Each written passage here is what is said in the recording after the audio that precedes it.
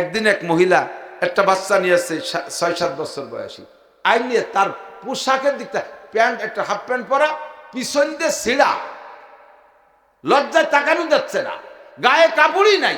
এই কাঁপতে কাঁপতে আইসা কয়, হুজুর এই যে থাকলো আপনার মহিলা মাদ্রাসা রাইখে পড়ায় টড়ায় বড় করেন। আমি বললাম যে এ জায়গা তো না, নিয়ম অফিসে নিয়ে যান, ভর্তি করেন ওই জায়গা। কয় যে ভর্তি টর্তি যা করার আপনি করেন, আমি তো ধুয়ে চলে গেলাম, আমার থাকতে পারতেছি না। আমি কই দিয়ে কোন পাগলের বেলায় বলে, তোর গার্জিয়ান তোর কোনো গার্জিয়ান নাই, তা পালি কোন জায়গাতে? কয় শোনেন, এবার 2 মিনিটই কয়ে চলে যাই।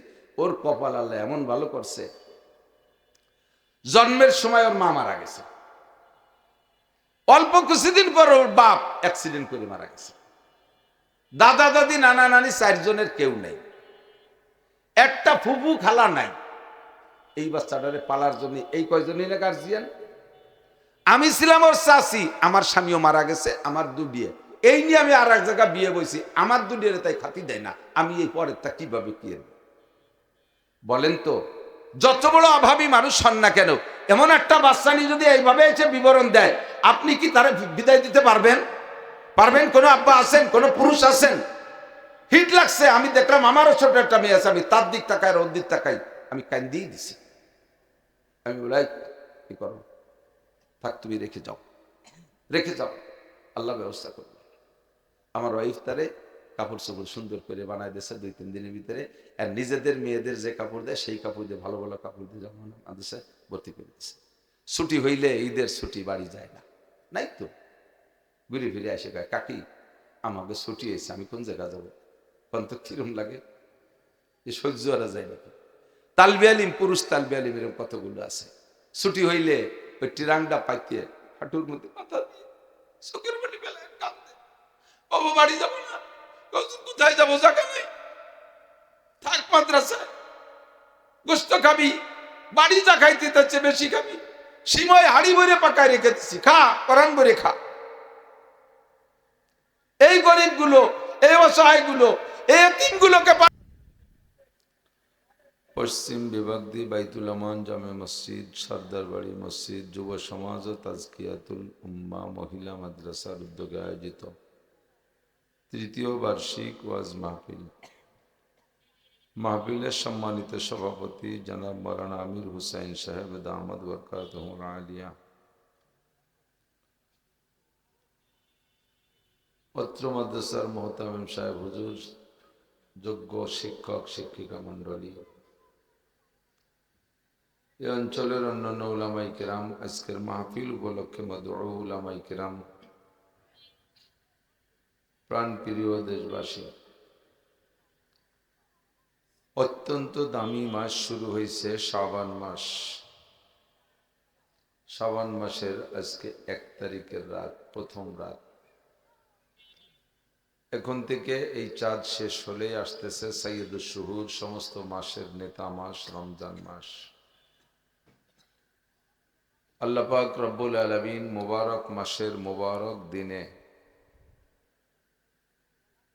এই অঞ্চলের হাজারো লাখো মানুষের মধ্য থেকে বাছাই ছাঁটাই করে, ভালোবেসে মহব্বত করে আমাদেরকে আগে আগে ডেকে নিয়ে আসছেন। শুকর আদায় করি আলহামদুলিল্লাহ। ধীরে ধীরে রাত বাড়ে আর শ্রোতা বাড়ে, কিন্তু প্রথম চান্সে যারা আসে, শুরুতে যারা আসে, তাদের সম্পর্কে আল্লাহ পাক আলাদা একটা সার্টিফিকেট দিয়ে থাকেন, সেটা হলো আস-সাবিকুন আস-সাবিকুন উলাইকাল মুকাররাবুন। প্রত্যেক ভালো কাজে যারা অগ্রগামী, তারা আল্লাহ পাকের কাছে অতি নৈকট্য প্রাপ্ত বান্দা। তো আমরা যারা আগে আসতে পেরেছি, আল্লাহর পক্ষ থেকে নৈকট্য পেয়েছি, প্রাপ্ত হয়েছি, এজন্য শুকর আদায় করি আলহামদুলিল্লাহ। ক্লাসের মতো হাটহাজারী মাদ্রাসার দাওরায়ে হাদিসের ক্লাসে 3000 ছাত্র, এক ক্লাসে এক বৈঠকে বসে পড়ায় 3000। আমরা তো 3000 হব না ইনশাআল্লাহ, 300 হতে পারে টাইম টোকেন।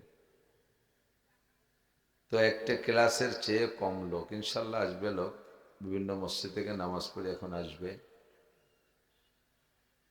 তো শুরু থেকেই ডান বামে এদিক সেদিক না যে জরুরি কথার দিকে চলে যায়, যেহেতু সময় কম। রাতভর ওয়াজ শোনা তো জরুরি না, জরুরি কথা শোনা জরুরি, নাকি বলেন? ওয়াজ হলো দিক নির্দেশনা, কিছু আত্মসমালোচনা, আমাদের নিজেদের কি কি দোষ আছে দোষগুলো আলোচনা করা, যেটাকে ইংরেজিতে মনে হয় ডায়াগনোসিস বলা যায়। রোগীর ভিতরে কি কি রোগ আছে, কি কি দোষ আছে, এই দোষগুলো ধরে দেওয়া, রোগগুলো আগে নির্ণয় করা, এটা ডায়াগনোসিস বলে না? তো আগে রোগ ধরতে হবে, তারপরে চিকিৎসা করতে হবে। তো আমাদের এখানে কোরআন হাদিসের কম্পিউটার, কোরআন হাদিসের ইসিজি আল্ট্রাসোনো মেশিন দিয়ে আমাদের আধ্যাত্মিক রোগের একটা ডায়াগনোসিস হয়, বক্তারা করে থাকে। এরপরে রোগ বুঝে তার চিকিৎসা। কোনো রোগ আছে মলম দিলি সেরে যায়, কোনো রোগ আছে দু একটা ট্যাবলেট খাওয়ালি সারে, কোনো রোগের জন্য ইনজেকশন দেওয়া লাগে, একটু ব্যথা করে, কোনো রোগের জন্য অপারেশনও করা লাগে, যান জীবনে ঝুঁকি হয়ে যায়, ছিঁড়া ফাটা কাটা কত কিছু করা লাগে। তেমনি আমাদের শারীরিক রোগের মতোই আধ্যাত্মিক রোগেরও অবস্থা ওই রকম। কিছু কিছু রোগরে মিঠে ওষুধ দিলি সারে, কিছু কিছু রোগের জন্য একটু ট্যাবলেট দেওয়া লাগে, কিছু কিছু রোগের জন্য একটু শক্ত ইনজেকশনও দেওয়া লাগে। যে যে রোগের রোগী তার তো সেই চিকিৎসা। যার অ্যাপেন্ডিসাইটিস পাকিয়ে গেছে তারে যদি একটু জিভ বেঁধে সাইটিয়ে দেয় তাহলে কি হবে নাকি? তার একটু মলম মাখাই দিলে হবে নাকি? তারা তো অবাস করে অপারেশন করে ফাড়িয়ে তার অ্যাপেন্ডিসাইড সাফ করে দিতে হবে, ব্যথা তো তার করবেই, ঠিক না? আর ব্যথার ভয়তে যদি আপনি অপারেশন না নেন তাহলে কি আপনার দোষ না ডাক্তারের দোষ? রোগীর দোষ না? রোগীর দোষ না ডাক্তারের দোষ? রোগীর দোষ। ডাক্তারে চাইবে যে অপারেশন করে পরিষ্কার করে দেয়, রুগীকে না আমি কোনোদিন একটা ইনজেকশনও নিয়ে নিই, ওই কাটা ছেড়ে আমি সহ্য করতে পারবো না, ওই এমনি এমনি মরে যাই। সে মরে গেলে গেলেন, যদি বাঁচতে চান তাহলে তো অপারেশন নিতেই হবে। তো ওয়াজ মাহফিলটা তেমনই, ডায়াগনোসিস হয়, চিকিৎসাও দেওয়া হয়, রুগী যেমন তার চিকিৎসাও তেমন হয়। সময় যেমন সময় হিসেবেও সেভাবে আমাদের আলোচনা গুছাই গাছায় নিয়ে আসতে হয়। স্বল্প সময়ের ভিতরে আল্লাহ পাক রব্বুল আলামিন খুব ক্লাসের মতো বোঝেন, খুব ক্লাসের মধ্যে এদিক সেদিক খেয়াল করলে হবে না। যিনি আসতেছেন তিনি আসতেছেন, যিনি বসে আছেন তিনি কথা শোনার জন্য খেয়াল করেন, এক ধ্যানে কথাগুলো শুনতে হবে। একটা মজলিসের ভিতরে শুরু থেকে শেষ পর্যন্ত কথার একটা তরতিব থাকে, শিকলের মতো। ওই তরতিবের সাথে কথা শুনলে একটা আস্ত শিকল যেমন শিকল হয়, আপনার কথার একটা শিকল হয়ে যাবে। এক কোনা ধরে বাড়ি যে টান দেবেন আপনারও পুরো শিকল হাতে চলে আসবে। আর ফাঁকে ফাঁকে যদি আপনি বাদাম খান তাহলে এই শিকলের দুই এক কড়া খুলে যাওয়ার মতো হবে। শিকলের মাঝেতে দুই এক কড়া খুলে ফেললে কি আস্ত শিকল হয় নাকি? তো ওয়াজের চেনটা ঠিক রাখতে হলে আপনার মাঝেতে বাদাম খাওয়া বাদ দিতে হবে। এর ইন্টারন্যাশনাল গজব হয়ে দাঁড়াইছে, অশুনতে বসবে তার আগে সাইডে বাদাম কিনে নিয়ে বসে। তো বাদাম খাওয়ার কি আর জায়গা হলো না, এই জায়গায় বসে খেতে হবে। আর বাদামের একটা ঘেরান আছে, সব খাবারের তার ঘেরান ছোটে না, বাদাম গোশ রান্না এগুলোর একটা ঘেরান ছোটে। আপনি ওই জায়গায় বসে বাদাম খাবেন, আমার দ্বারা নাকে ঘেরান আসতেছে, আমারও তো পরনে সত্যি পারে, আমারে বক বক করতে লাগাই দিয়ে আপনি বাড়িওয়ালা বাদাম খাবেন, এ তো ফরিদপুর একে স্বভাবের হওয়া দরকার না। ফরিদপুর বাংলাদেশের ভিতরে অন্যতম উল্লেখযোগ্য জেলা, অনেক আগের থেকে শিক্ষিত মানুষের জেলা, বড় বড় আলেম উলামার জেলা, ভালো ভালো নাইটেলের জেলা, রাতের বেলা হেসাক ধরে কাজিয়া রহমানশিরু জেলা তো ফরিদপুর। তো এই আস্তে আস্তে শিক্ষা দীক্ষা যত বাড়ে তত গন্ডগোল ফাসাদ দাঙ্গা হাঙ্গামা দূর হতে থাকে। মূর্খতা কমলেই গঞ্জাম ফাসাদ কমে যায়। শেখ সাদি রহমতুল্লাহ আলী বলেন, দোয়া কেলরা নবাসাদ কি নোপেকার, দোয়া কেলরা নবাসাদ কি নোপেকার, নাদানায়ে সেতি জদবার সবকসার, अगर दो जानिबे दो जाहिलानन সত্য জিঞ্জিরে রাহান বগুসেলানান। দুইজন শিক্ষিত মানুষ কখনো ঘুষোঘুষি কিলিকিলি করে না। বিরোধ হলে মৌখিক কিছু তর্কাতর্কি হয়, তবে মারামারি পর্যন্ত খুব কমই যায়। এ পর্যন্ত শুনছেন নাকি আমি জানি না যে ফরিদপুরের জজ আর গোপালগঞ্জের জজ বাঙ্গার ওই জায়গায় যে ঘুষোঘুষি আছে, শুনছেন নাকি? দুইজন শিক্ষিত ইঞ্জিনিয়ার মারামারি আর শোনা যায় না। এই কচিত লাখে একটা কোথাও থাকলে, বংশীয় দোষ রক্তের দোষ থাকলে কিছু হয়েছে, বাকি শিক্ষার কারণে মানুষের ভিতরে এই মূর্খতাটা দূরে চলে যায়, আর তখন গেঞ্জাম ফাসাদ মারামারি করে না। দুই পাশে যদি কি হয়, দুই জাহেল হয়, মূর্খ হয়, ওগে হাতে যদি শিকলও ধরাই দেয় তাও টেনে ছিঁড়ে ফেলাই দেয়। ওরা শুরুই করে ঘুষি দিয়ে, পরে কথা কয়, আগে মায়ের পরে হবে কথা। তো যত শিক্ষার আলো বাড়বে তত গেঞ্জাম ফাসাদ, গন্ডগোল, মারামারি, দাঙ্গা হাঙ্গামা, কোর্ট কাছারি, কেস কাছারি, মালি মামলাও তত কমবে। আপনারা সভ্য ভদ্র এলাকার মানুষ, প্রচুর মাদ্রাসার এলাকার মানুষ, যথেষ্ট ওলামাই কিরাম আপনাদের ভিতরে ঘুরে, কাজেই বিশ্বাস করি যে আপনাদের ভিতরে হিদায়াতের নূর অন্য এলাকার চাইতে একটু বেশি আছে। আমরা শুকর আদায় করি আলহামদুলিল্লাহ। কোরআনে কারিম আমাদের জন্য শুধু রমজানে তিলাওয়াতের জন্য আসে নাই। অন্যান্য অনেক ধর্ম আছে যে ধর্মের ভিতরে ধর্মীয় আমল সীমাবদ্ধ, কয়েকটা কাজের মধ্যে সীমাবদ্ধ। যেমন আমাদের আশপাশে হিন্দুরা আছে, তাদের ইবাদত সবাই এসে এই পাশে বসতে, নৌকো সমানভাবে ভাগ করে না বসলে বাইয়ে জুত পাওয়া যায় না, একটু ফের বাঙ্গায় বসতে। এন্ডে যারা আসবেন তারা একটু এই ধারে আসেন। এ পাশে ওজন বেশি হয়ে গেলে আমি ওই দিক চাই কথা কই, এ বাসারা মাহরুম হয়ে যাবে। দুই দিক সমান হলে নজরও দুই দিক সমানভাবে যাবে। আল্লাহ তোর কোরআনে কারিম আমাদের জন্য আসছে শুধু রমজানে তিলাওয়াত করার জন্য না। কতক্ষণ বিপদ আপদে পড়ে গেলাম, আল্লাহরে লোভ দিলাম, আল্লাহ আমার এই বিপদ থেকে উদ্ধার করে, তোমার এক খতম কোরআন শরীফ পড়ে দিবানি। আল্লাহর এক খতম কোরআন শরীফ পড়ে দিলে আল্লাহর কি লাভ হবে? আল্লাহ কি তাতে কি পয়সা করি কামাই রেখাবে নাকি? আল্লাহর কোনো লাভ আছে? পড়লি তো আমার লাভ। তো আমরা এক খতম কোরআন শরীফ পড়ে দেওয়ার লোভ দেয় আল্লাহরে, আল্লাহ পাক বিপদ থেকে উদ্ধার করে, আমরা কোরআন শরীফ পড়াই দিই, হুজুরকে খাওয়াই দিই। কোরআন শরীফ শুধু এজন্য না, কথা না বলি। আমাদের কোরআনে কারিম হলো মানব জীবনের জন্ম থেকে নিয়ে মৃত্যু পর্যন্ত, দুনিয়া থেকে নিয়ে কবর পর্যন্ত, দুনিয়া থেকে নিয়ে হাসরের মাঠ পর্যন্ত, দুনিয়া থেকে নিয়ে হাসরের মাঠের পরে জান্নাত জাহান্নাম পর্যন্ত আমাদের কোরআনে কারিম সব জায়গার সংবিধান সুন্দর করে দেওয়ার জন্য আছে।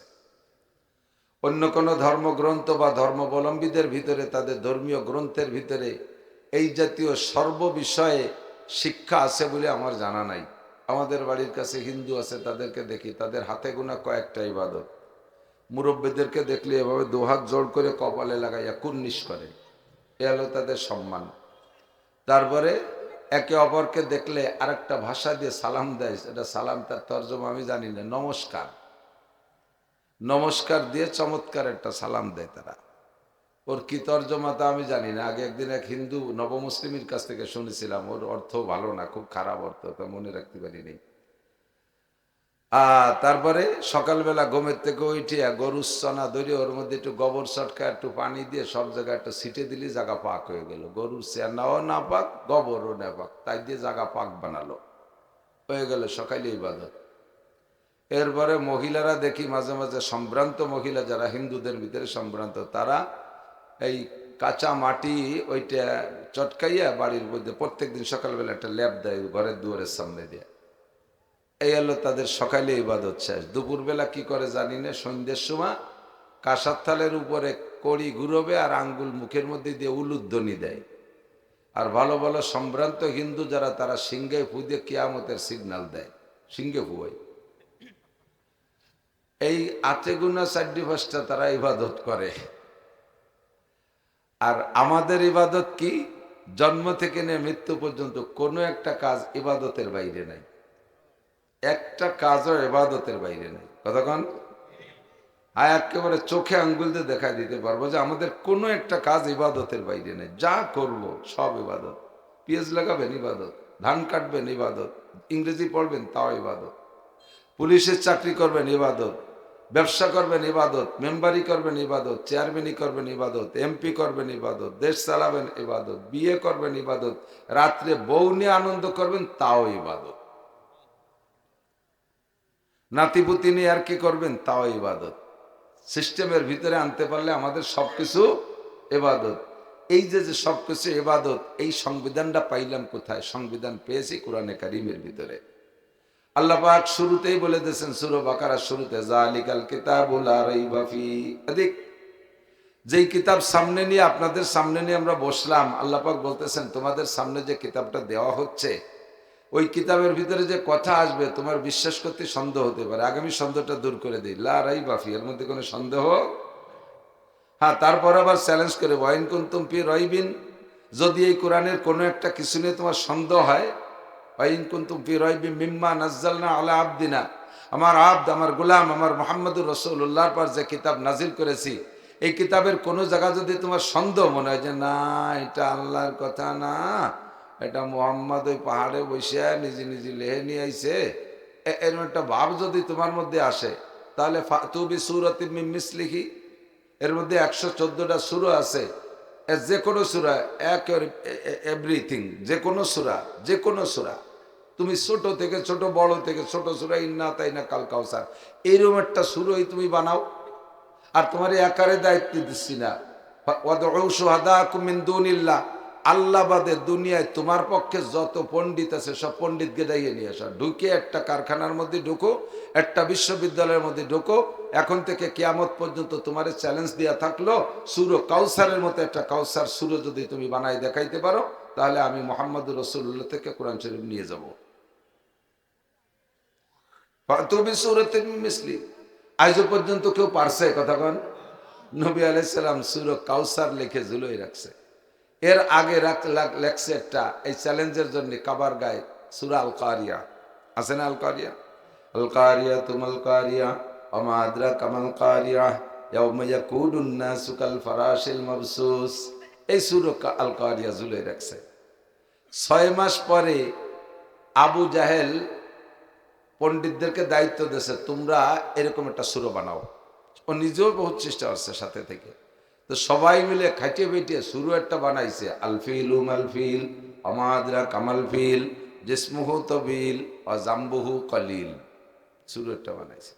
বানাই ওরা আবু জাহেলকে দেখাইছে, সাবধান দিয়ে এটা ঝুলানো যায় নাকি ওর ভাষে, এটা দেখি মুহাম্মাদের দ্বারা ঠকানো যায় নাকি। তা আবু জাহেল কয় কি যে মুহাম্মদ যে সূরাটা পড়ছে ওটার তর্জমা হলো আল কারিয়া তুমাল কারিয়া ওমা আদরাকা মাল কারিয়া, একটা ঝাঁকি হবে। কি হবে? একটা ঝাঁকি হবে। কয় শুক্রবারে আগে একটা ঝাঁকি পাইছিলেন নাকি? এদিক ছোট একটা ঝাঁকি পাইছিলেন না? আল কারিয়া তুমাল কারিয়া, এটা তো ছোট্ট ঝাঁকি, 5.5। এই পয়েন্ট, এই ঝাঁকিটা হবে 1000 পয়েন্ট, 1000 লক্ষ পয়েন্ট, লক্ষ। কেমন হবে? ইয়াউমা ইয়াকুনুন নাসু কাল ফারাশিল মাবসুস, পায়ের নিচে, পাছার নিচে মাদুর যেমন বিছানো আছে, সেদিন সব মানুষ এরকম বিছিয়ে যাবে, একটা মানুষের মাথা খাড়া থাকবে না, সব শেষ। ইয়াউমা ইয়াকুনুন নাসু কাল ফারাশিল মাবসুস ওয়া তাকুনুল জিবালু কাল ইহনিল মানফুস, এ কথা ওরা আগের থেকে কোনোদিন জানতো না। এই সূরার ভিতরে যা বলতেছে যে মানুষ সব মাদুর বিছানোর মতো বিছানো হয়ে যাবে, আর পাহাড়গুলো তুলোর মতো উঠতে থাকবে, এই ঝাঁকিতে এই ঘটনাটা ঘটবে। আবু জাহেল কয় মুহাম্মাদের সূরা আল কারিয়ার মধ্যে যা কইলো অত 14 গোষ্ঠী জীবনেও জানতাম না, এটা একটা নতুন কথা জানলাম। আর তোরা যে সূরা বানাইছে ওর তর্জমা কি? কয় যে তর্জমা আল ফিলু মাল ফিল ওমা আদরাকা মাল ফিল, তোমরা হাতি চেনো? হাতি, হাতি কি জিনিস জানো? চেনো? জিসমুহু তবিল, বডিটা মেলা বড়, জামবুহু কলিল, লেজটা ছোট, দেহটা বড়, লেজটা ছোট। আবু জাহেল কয় যে এ না জানে কিনা, এ ওর সামনে কোনোভাবে জুলিস নি, আর ইজ্জত দিছে। হাতিটা বড়, লেজটা ছোট, এ কলি হিদায়তের বা কি আছে, গুমরাহির বা কি আছে, অজানা জানার কি আছে, এর মধ্যে কি আছে ক, তোকে ভাই ধরি ওই মুহাম্মাদের সূরার সামনে জুলিস নিয়ে ফেল।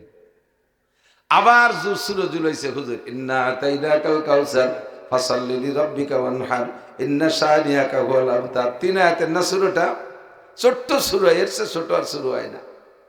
এইটা ঝুলাই রাখছে কয় মাস, লাস্টে যাই এর তুলনায় সূরা বানাইতে। এর মধ্যে আর এক আজীব ঘটনা, ইন্না আতাইনাকাল কাউসার, হে নবী আপনাকে কাউসার দান করেছি। ইন্না আতাইনাকাল কাউসার, কাউসার কি জিনিস?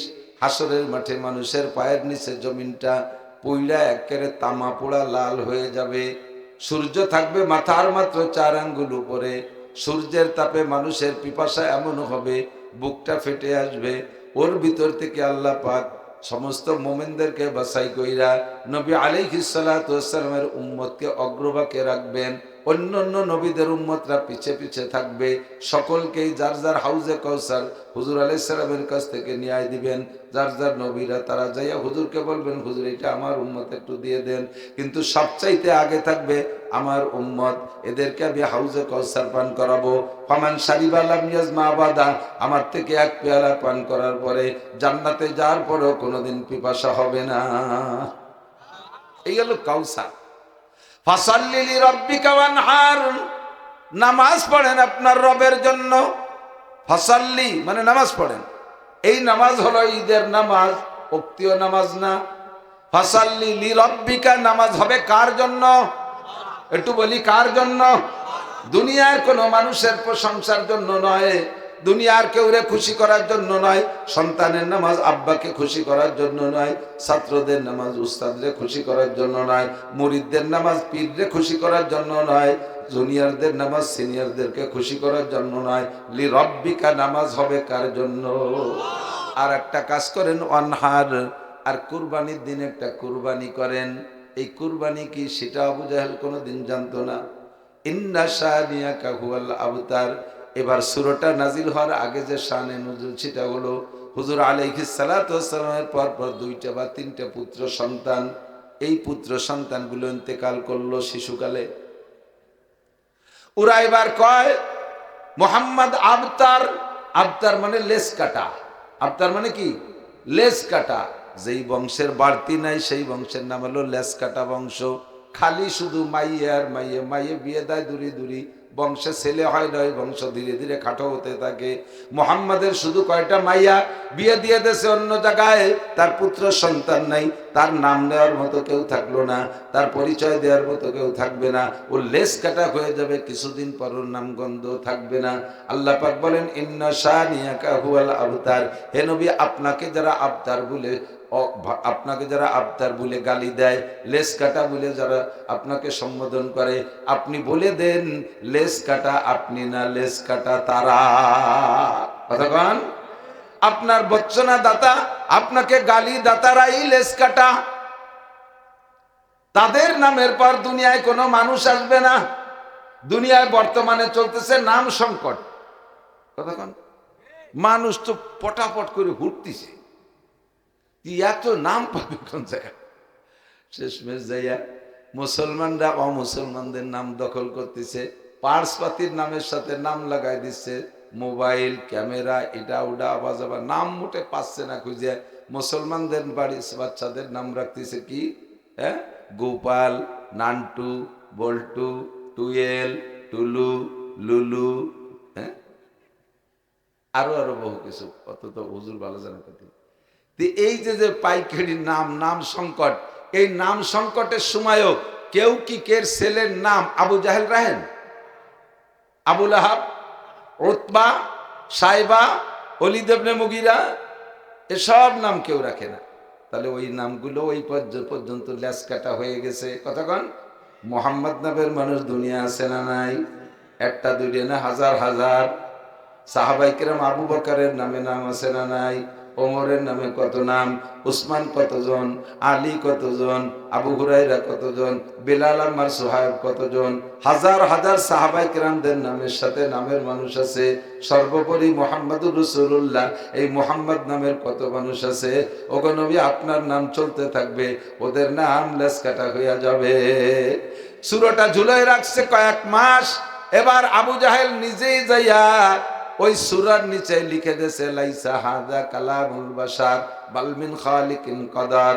সূরা ছিল কি ইন্না আতাইনাকাল কাউসার, একটু মিলছে ওর কথায়, ইন্না আতাইনাকাল কাউসার ফাসাল্লি লিরাব্বিকা ওয়ানহার ইন্না শানিয়াকা হুয়াল আবতার।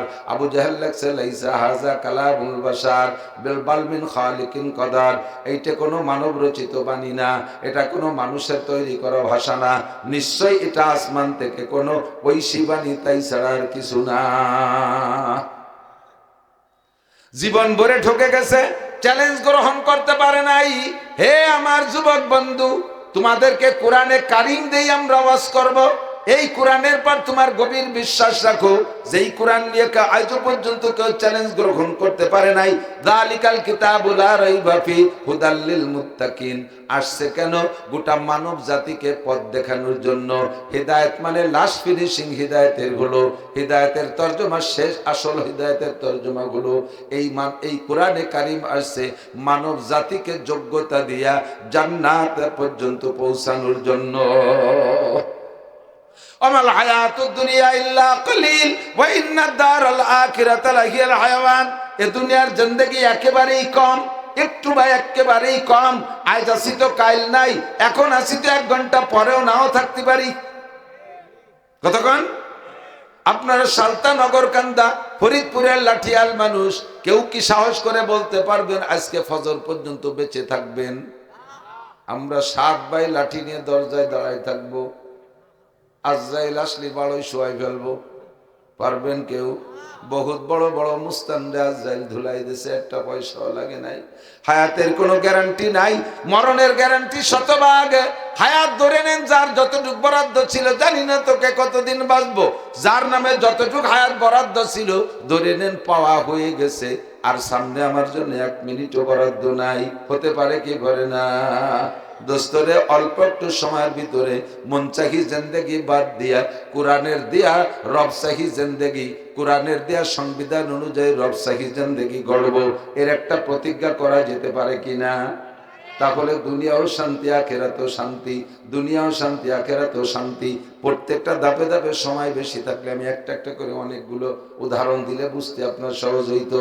যে লোকটা দিনদার, তার দুনিয়াও শান্তি আখিরাতেও শান্তি, দুনিয়াও টেনশন নাই, আখিরাতে তো টেনশন থাকবেই না ইনশাআল্লাহ। আল্লাহ কয় লা তাখাফু ওয়া লা তাহজানু, ভয়ও পাওয়া লাগবে না, টেনশনও করা লাগবে না। দুনিয়া থেকে তুমি শান্তির সাথে আখিরাতের দিকে রওনা দিতে পারবা। দুনিয়া নিয়ে যত ব্যতিব্যস্ত থাকবা, দুনিয়ার ভিতরে যত জড়াবেন, দেখবেন ততই মনের ভিতরে অশান্তি আর কষ্ট। প্রত্যেকটা কাজে। আমার এক দারোগা আছে, রিটায়ার হয়নি, রানিং আছে এখনো, ভদ্রলোক। আমি এক জায়গায় মাহফিল গেছি বেনাপোল বর্ডারে, আমার মাহফিল বন্ধ করার জন্য উনারে পাঠাইছে ওই আওয়ামী লীগের আমলে। ও সি আমাদের গোপালগঞ্জে, আর উনি ওই নড়াইল বাড়ি। আরে এমন দারোগার দারোগা, সে নিজেই কয় যে পুলিশ তো আমি পুলিশ, আরো কত পুলিশের সাথে চাকরি করছে, আমার মতো আন্তর্জাতিক খ্যাতি সম্পন্ন বাইরেও পুলিশ হয় না, নিজের নিজে কয়। 4 বছর এক থানায় থাকিয়া 3 তলা বিল্ডিং বানাইছে 2 দিয়ে। এরে পাঠাইছে আমার মাহফিল বন্ধ করতে। মাহফিল বন্ধ করতে যে যখন শুনছে যে নড়াইলের গোপালগঞ্জ একই রকম ভাষা, ভাষার মিল শুনে উনি একটু থেমে গেছে, দেখি শুনি কি কয়। তো কি কইছে আমার মনে নাই, 2-2.5 ঘন্টা বয়ান করছি, একটাই মাহফিল ছিল। ওই বয়ান শুনতে শুনতে একটু দেখি কি কয়, শুনতে শুনতে 2.5 ঘন্টা বয়ান শুনছে। ওসি সাহেব 100 ফোন দিয়েছে, রিসিভ করতেও মনে নাই।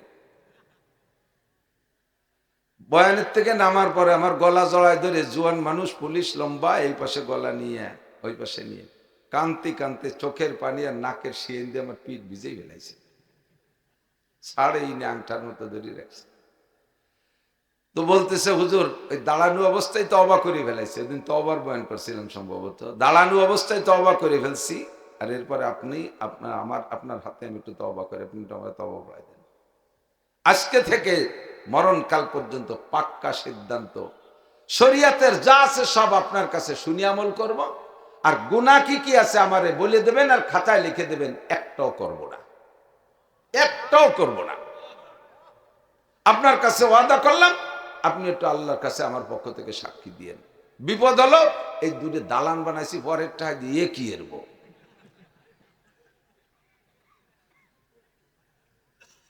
আর যা করছি তা তো আর খাবো না, এ কতি পারি, কিন্তু খাইয়ে যা ফেলেছি ইয়া উগ্রাবো কি। তারে বললাম যে ওই 2টা বিল্ডিং যেহেতু আপনার টাকা আছে না কিছু, আমারও কিছু আছে, আমারটা আমি ছাড়িয়ে দিলাম ওর মধ্যে, এখন পরেরটার কি করা যায় তাই কন। এ তো 1 জায়গার টাকা না, 12 জনের টাকা খাইছি। বললাম যে এই বিল্ডিং 2 মাদ্রাসার নামে অক্ষ করে দেন, ওই ভিতরে মাদ্রাসা হবে। আর এভাবে নিয়ত রাখেন যে যত নেকি হবে এই টাকা যাদের টাকা দিয়ে করছি নেকিগুলো তারা পাবে, ওর মধ্যে আমার কোনো দাবি দাবা নাই। বলার সাথে তো ওই জায়গায় বসেই ফাইনাল করে দিছে। ঘরে ঢুকার সময় সিগারেটের প্যাকেট ছিল পকেটের ভিতরে, প্যাকেটটারে মুড়াইয়া পাততলে দিয়ে কয়, ও সিগারেট, তোরে আর দুনিয়ায় সুমো দেব না। সিগারেটটা সুমো দেয় না, তারা সুমো দেয়। ওরে বাবা, বোরমুহি অত মজার একটা সুমো দেয় না। সিগারেট তোরে জীবন ভরে সুমো দিছি, আর সুমো দেব না। যদি হালাল হয় জান্নাতে যে সেদিন খাবো, আর খাবো না। সিগারেটে পায়ের তলে গুড়িয়ে দিছি, গোল্ডলিপ সিগারেট, দাবি সিগারেট, বেনসন সিগারেট পাড়ায় গুঁড়ো গুঁড়ো করে দিছি। ঘরের ভিতরে যাইয়া মোমবাতি জ্বালাইলাম, মোমবাতি জ্বালাইয়া মোমরে 3 জায়গা সেক দিছি। সর্বপ্রথম হাতে লাগাইছি, যখন আর সহ্য হয় না তখন বললাম, হে হাত, যেহেতু দুনিয়ার আগুন এত নরমাল আগুন, তাই তুমি সহ্য করতে পারো না, অবশ্যই জাহান্নামের আগুন তুমি সইতে পারবা না। কাজেই যে কাম করলে হাত দেয় জাহান্নামের আগুন ছোঁয়া লাগে, ওই কাম আর তুমি করতে যাবা না। জিব্বের সেক দিলাম মোমবাতি দিয়া, জিব্বে যতক্ষণ সয় অতক্ষণ কাছে রাখছি। যখন জিব্বে সহ্য হয় না, টান দিয়ে নিয়ে কলাম, ও জিব্বা, দুনিয়ার আগুন যদি তুমি জিব্বা সইতে না পারো, হে যুবক তওবা বুঝে নাও, হে আগুন জিব্বা, দুনিয়ার আগুন যদি তুমি সইতে না পারো, তাহলে যে কারণে জাহান্নামের আগুন খাওয়া লাগবে, ওই সমস্ত কারণ তোমার দ্বারা যেন সংগঠিত না হয়। অকথ্য ভাষা তুমি গালি দিবা না, মিথ্যে সাক্ষী দিবা না, মিথ্যে কথা বলবা না, গীবত শিকায়ত করবা না জিব্বা, পরনিন্দা করবা না, মানুষের সম্পর্কে অপবাদ দিবা না। ও জিব্বা, মহাদার খাবা না, গাঁজায় হাওয়া ফেন্সিডিলার খাইতে পারবা না, সুদে টাকার জিব্বে লাগাইতে পারবা না, ঘুষের টাকা তোমার সাথে স্পর্শ করাইতে পারবা না। যেহেতু তুমি জাহান্নামের আগুন খাইতে পারবা না, দুনিয়ার সামান্য নরমাল আগুন জিব্বা সহ্য করতে পারলে না, অবশ্যই তুমি জাহান্নামের আগুনও সইতে পারবা না। কথা ঘন্টি কি ঠিক না?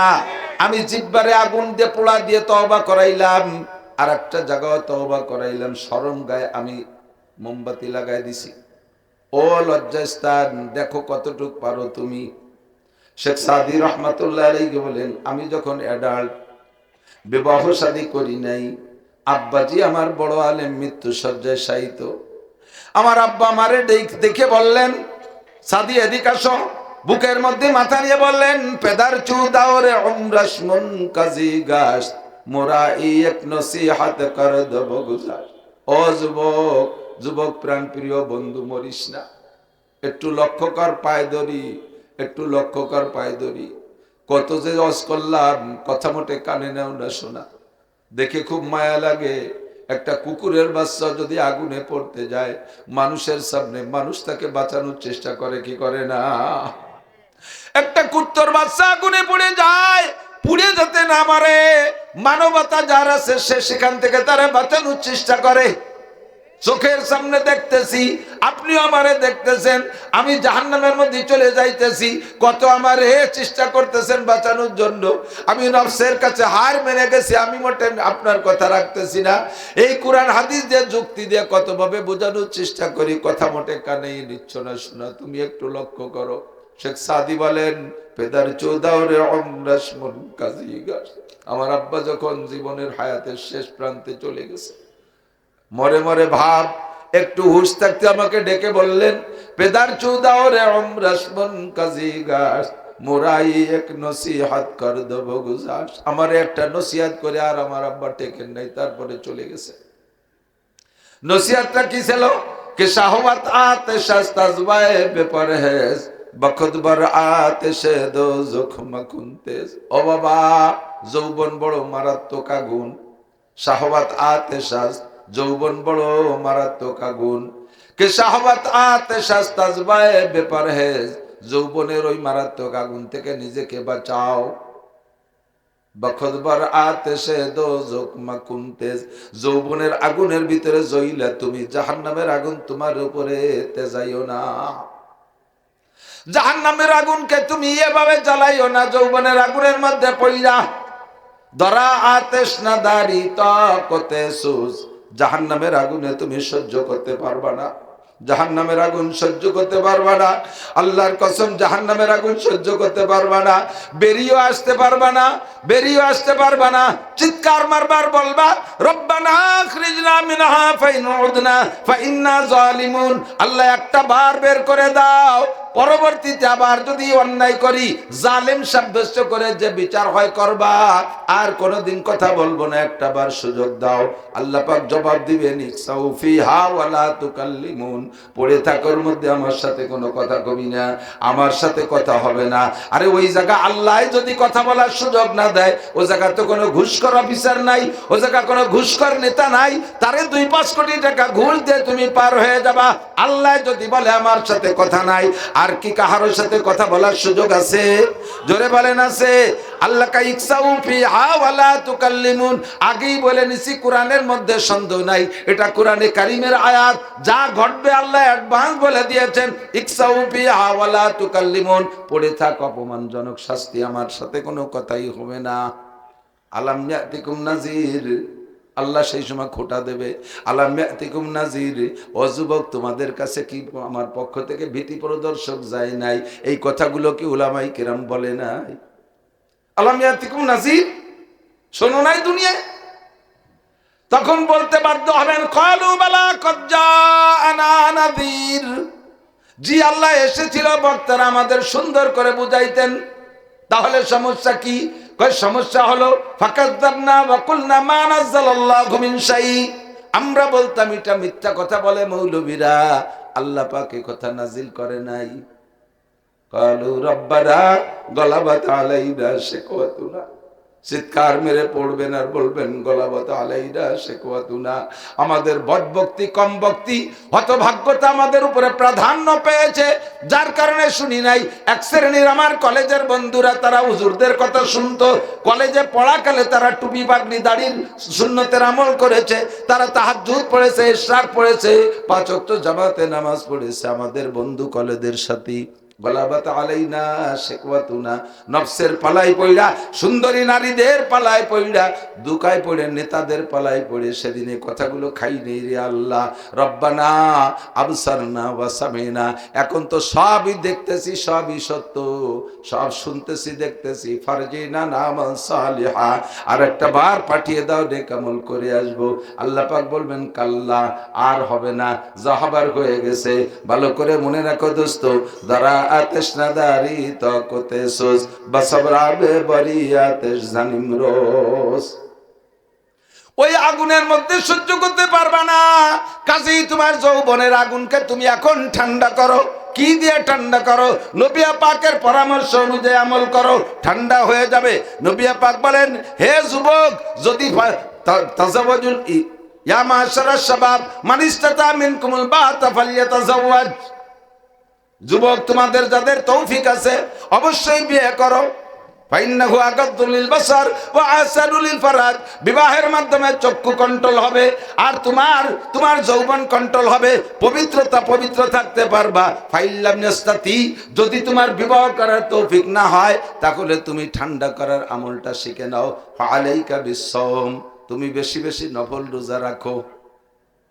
রাখবেন রোজা, নফস হবে সুজা।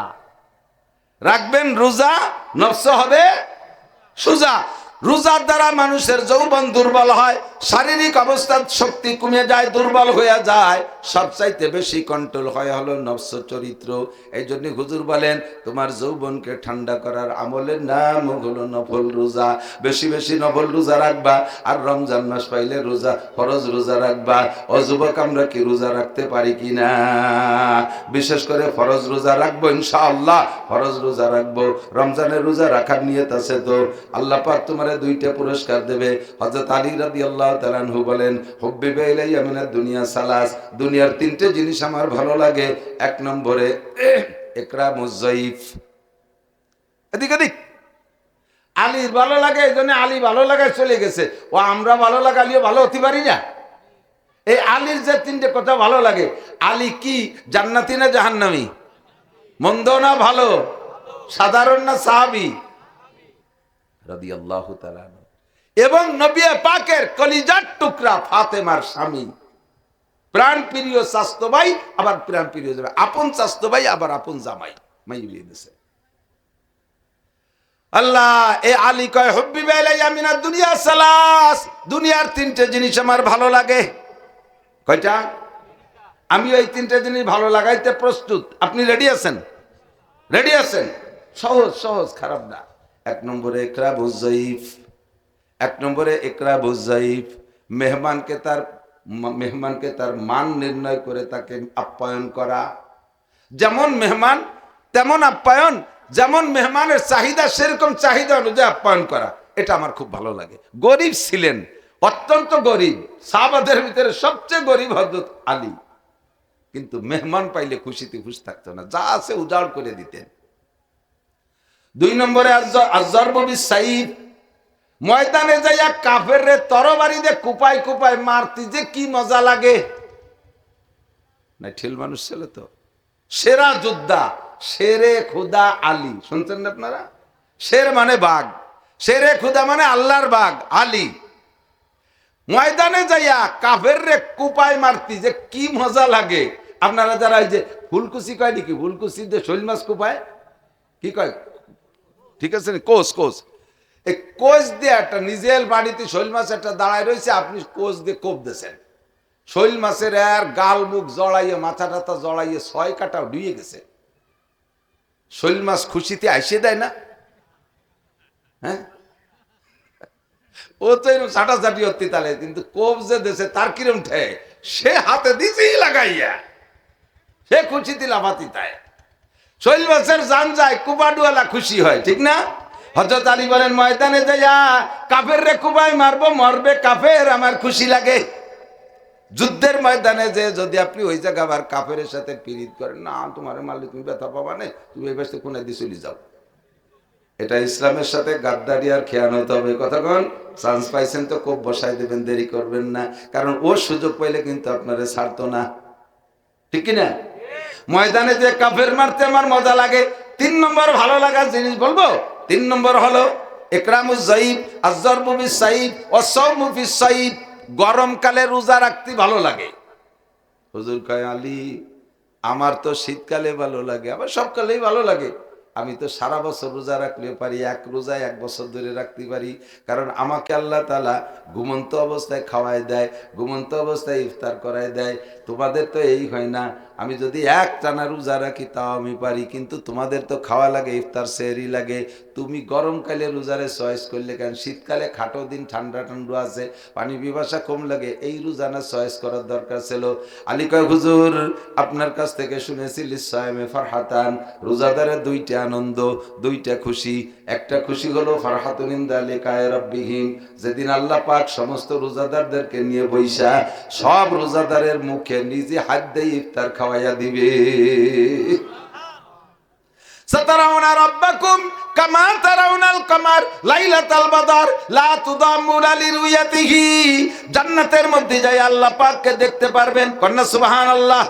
আরে আমরা আল্লাহরে দেখি না, আল্লাহরে দেখি না দুনিয়ায় থাকতে, অনুমানের পর আল্লাহর কোনো মূর্তি আমরা বানাই না। আমার হিন্দু ভাইরা আল্লাহকে অনুমান করে মূর্তি বানাইতে বানাইতে বানাইতে বানাইতে হাতিতে শুরু করে আর শুয়োর, শিয়াল, কুত্তু, বান্দর, সুসো মুসো, ইন্দুর বান্দর পর্যন্ত বানাই ছাড়ে। এতে আল্লাহরে ভালোবাসা হয় না, বরঞ্চ আল্লাহরে গলা চিপে মারা হয়। আমরা দুনিয়া আল্লাহরে দেখি নাই, কাজে আল্লাহর কোনো অনুমান করতে পারি নাই যে আল্লাহ মনে হয় হাতির মতো একটা হাতি বানাই দিলাম, আল্লাহ মনে হয় শুয়োরের মতো একটা শুয়োর বানাই তারে বুঝু আনলাম। আমরা এ কাম করি না, দেখি নাই, তবে দেখার শখ হয় কিনা? আল্লাহর দেখার শখ হয়, ইচ্ছা হয়? তাহলে কিভাবে দেখবেন? আল্লাহ পাক রব্বুল আলামিন বলেন, যে ব্যক্তি আমাকে দেখার ইচ্ছা করে সে যেন ফালিয়ামাল আমালান সালিহা ওয়ালা ইউশরিক বিইবাদাতি রাব্বিহি আহাদা, সে যেন আমার ইবাদত করে, নেক আমল করে, ইবাদতের মধ্যে যেন কেউ শরীক না করে, সে আমারে দেখবে। আর যারা রোজা রাখছে দুনিয়ায় আমারে বিশ্বাস কইরা, আমি আল্লাহ পাক তাদেরকে নিজ হাতে পুরস্কার দেব। আর পুরস্কারটা হলো আমি লুকমা ইফতারি তোমাদের গালে গালে উঠাই খাওয়াইয়া দেব। আল্লাহু আকবার। ওই যে মজা, ওই মজা জান্নাতের আর কোনো কিছুতে পাবেন না। লুকমা মুখে আসার পরে জান্নাতীরা বলবে, খাবে না লুকমা মুখে, এই ওই যে গালে চাই রয়েছে, এই যে নেদারা রোগীর মতো রয়েছে, নড়ে চড়ে না, চোখে বলক দেন, আল্লাহকে কুলু খাস না কে, কলি যে আমি গালে উঠে দিলি, খাবি তা তো দিলাম তো। তখন বলবেন জান্নাত দোজখ সে ইয়া রব ক্যা করো, জান্নাত দোজখ সে ইয়া রব ক্যা করো, আরজু है मैं तुझे देखा करो, हुर गले मन जितने नियामत हाय तू सबसे बेहतर नेमत है दीदार तू। হুর আর গেলমান কি ওদি কি করব? এই রোজা রাখছি হুর গেলে মানে জন্য নয়, জান্নাত পাওয়ার আশায় রোজা রাখি নাই, আল্লাহ এই জাহান্নাম থেকে বাঁচার আশায় তো রোজা রাখি নাই। শুধু একদিন আমাদের মাটি গিয়ে মাওলানা নাসির সাহেব বলে আসছিলেন, রোজাদারের মুখে নাকি তুমি আল্লাহর সামনে বইসা মুখে উঠে হাত দিয়ে খাওয়াবা, এই খাবারটার লোভে রোজা রেখেছি। আজকে তোমার হাত আমার মুখের মধ্যে, খাইতে গেলে যদি হাত সরাই নিয়ে যাও আবার কবে দেখবো জানি না আল্লাহ। এই জন্য আগে তোমার হাত খান পরান করে দেখে নেই। খামসিনা আলফাসানা, প্রথম লুকমা মুখে থাকা অবস্থায় না চাবাইয়া আল্লাহর হাতের দিকে তাকায় থাকবেন 50,000 বছর। দেখে নেই পরান করে দেখে নেই আগে। পছন্দ মতো বউটা যদি পাও, বিয়ের পরে পছন্দ মতো বউ যদি পাও, আগে মুখখান চেহারাটা পরান করে দেখে নাও। আর বোর চেহারা কি? জান্নাতি হুরদের ভিতরে একজন হুর যদি তার কেনি আঙ্গুলটা দুনিয়ায় ভাসাইয়া দিত, সূর্যের আলো তার রূপের সামনে নিভিয়া যাইত। আর আমার আল্লাহর হাত তোমার মুখে আসবে, ও দুষ্টতা হলে বলো কেমন লাগবে? খানা দানা সব বলে আল্লাহর হাতের দিক তাকায় থাকবে। 50,000 বছর পরে আল্লাহ পাক বলবেন কুলু খাও। আমি এই জায়গায় বসে 500 বছর লোকমা উঠে খাওয়াবো তোমারে। 500 বছর ওই বইটাকে আল্লাহ নিজ হাত দিয়ে খাওয়াবে। কন্যা সুবহানাল্লাহ। এই 500 বছর পরে আল্লাহ পাক বলবেন যাও যার যার জান্নাতে সেই সেই যাও। আতিকুম কুল্লা ইয়াউমিল জুমুআ, প্রত্যেক শুক্রবারে তোমাদের সাথে আমার সাক্ষাৎ হবে। এই জায়গা আমরা আড্ডা করব। কাজ তো আর নাই, সে জায়গা তার পিএস লাগানো ঝামেলা নাই, পাট কাটাকাটি নাই, কাজে ডাঙ্গা নাই, আমলিগ বিএনপি নাই, রাজনীতি নাই, তবলিগ চরমুনাই নাই। ও জায়গা কোনো হুড়োহুড়ি কোনো কাম কাজ নাই, খালি বউ নিয়ে আনন্দ করবা যুবকরা পুরুষরা সবাই, আর জান্নাতের নিয়ামত উপভোগ করবা। কাজেই সপ্তাহে একদিন আমরা আড্ডা করতে যাব আল্লাহর সাথে। আমাদেরকে নিয়ে আড্ডা মচাবেন কে? জোরে কর না কে? আল্লাহ। হযরত আলী বলেন, হুজুর আপনি বলেছেন রোজাদারের দুইটা আনন্দ, একটা আনন্দ হলো সেদিন, আর একটা আনন্দ দুনিয়ায় নগদে আছে, সেটা হলো ইনদা ফিতরিহিম, ইফতারির সময়ের মজা। ইফতারির সময়ের মজা। দুনিয়ায় কে কত দামি খানা খাইছেন জানি না, আশা করি আমাদের সাথে খুব একটা পারবেন না। বাংলাদেশ প্রেসিডেন্ট তৎকালীন আব্দুল হামিদ সাহেবের বাসায় একবার দাওয়াত পাইছি। উনি নিজে হাতে আমাদের চামচ দিয়ে খাবার উঠে দিয়েছেন, অত্যাধুনিক খানা, তা বলিও সত্যি পারবো না। সৌদি আরব গেছি, সৌদি আরবের হজ মন্ত্রী আমাদেরকে দাওয়াত দিয়েছে। এই আস্ত আস্ত ছাগল, সাগরের এত বড় বড় মাছ, সে ছাগলের জিভে কামড়ায় দিয়ে কাইতে রয়েছে শুয়ে বলিয়া। আরো কত মাছ, কত হালুয়া, খেজুরের হালুয়া, গাজরের হালুয়া, কত মিষ্টি। এমন মিষ্টি, একটা মিষ্টি খাইছি 5-6 দিন পর্যন্ত ডেকুরের সাথে সেই মিষ্টির ঘিরান বেরুতি তাড়িয়ে রয়েছে। কিন্তু যত দামি খানা খাই না কেন, সত্যি কথা বললে ইনশাআল্লাহ সকলেই সমর্থন করেন, ইফতারির চাইতে মজাদার কোনো খানা হয় না। তাই তা দাবড়া হোক, কুড়োর দাবড়া হোক, ফুটফুটন হোক, খেচড়ি মেচড়ি, ডাল চাল ছোলা বলি যা সামনে আসে, কারণ অত ফার্স্ট ক্লাস কি দিয়েও কোনোদিন লাগে না, আর অত ভালো কোনো তা লাগে না। খাদ্য ভালো লাগার জন্য সবচাইতে ভালো তরকারি না হলো কি দিয়ে, ঠিক না? পেট ভরা থাকলে বিরিয়ানি দিলে হইনে রয়েছে, ডিশ ভরা হয়েছে, ফিরে গল্প করতেছে, খাও না, খাবো না, পেট ভরা। আর কি দিয়ে থাকলি পান্তা ভাত নুন ছাড়া 3 তাল মারি দেওয়া যায়। আর রমজান মাসের ক্ষুধার মধ্যে কোনো ভেজাল আছে? সেই 17 ঘন্টা জ্যৈষ্ঠী মাসের রোজা শেষ রাত্রি 3টে চুমা খাইছি, আর সন্ধ্যে 7টায় ইফতারি। ও বসে 7 ঘন্টা, এ বসে 7 ঘন্টা, 3টেই খাইছি, পরে 12টা বন্ধু কয় ঘন্টা? 9 ঘন্টা, 9 আর 7 16 ঘন্টা। 16 ঘন্টা জ্যৈষ্ঠী মাসে খরার ভিতরে পিএস ইত্যাদি ইত্যাদি করি টুরি এসে ইফতারি দিয়ে বসলি। ইমাম সাহেব হুজুর কত বাজে দেন দি? বাজে আর 1.5 মিনিট আছে, আপনার গড়ি নষ্ট। সেই আসরের বারেতে করছেন 1.5 মিনিট আছে, আসরের বারেতে বলে করছেন 1.5 মিনিট, এই খাবো এই খাবো। লাস্টের টাইমই বসছেন মোটে, তারপরে সুলাম পিএজি একখান দৌড়িয়ে শুয়ে দেখতেছে, আল্লাহকে এক মাইরি দিল রে। ফেরেশতারা কাল্লা জম্মের কেটি গো, খাবে না আজান না হয়। এই যে খাবো খাবো খাবো খাবো বাপ, আর এরপরে লুকমা কোন তো কেমন লাগে। তো হযরত আলী বলেন গরমকালের রোজারে এজন্য চয়েস করি যে গরমকালের রোজায় কষ্ট বেশি হয়, ইফতারিতে মজাও বেশি হয়, ঠিক না? কাজেই সামনে তো এত গরম আসবে না, আমাকে আর 1 মাস পর রোজা আসতেছে, শীতও হালকা হালকা থেকে যাবে, দিন খুব একটা বড় হবে না, আমরা এবার সব রোজা রাখবো, দিন ছোট হোক আর বড় হোক। বাংলার জমিনে সবচেয়ে বড় দিনও রোজা রাখছি, সবচেয়ে ছোট দিনও পাইছি, সবচেয়ে ছোট দিনও রোজা রাখছি, সবচেয়ে বড় দিনও পাইছি। দোয়া করি যেন জিন্দেগিতে এরকম 2-1 চক্কর যেন পাই, কনা আমিন। তা অবশ্য পাবো না, তবু লোভ তো করতে অসুবিধে নেই। তো কি বলতে যে অনেক দিক সরে চলে আসি। আমাদের জীবন গড়ার সংবিধান বইয়ের নাম কি? আল কোরআন। জোরে বলেন কি? আল কোরআন। কোরআন আমাদের জীবন গড়ার সংবিধান বই, ঠিক তো? সন্দেহ আছে? যা বলবে মানবেন তো? মানলে আপনার নাম, না লাভ, না মানলে আপনার লস।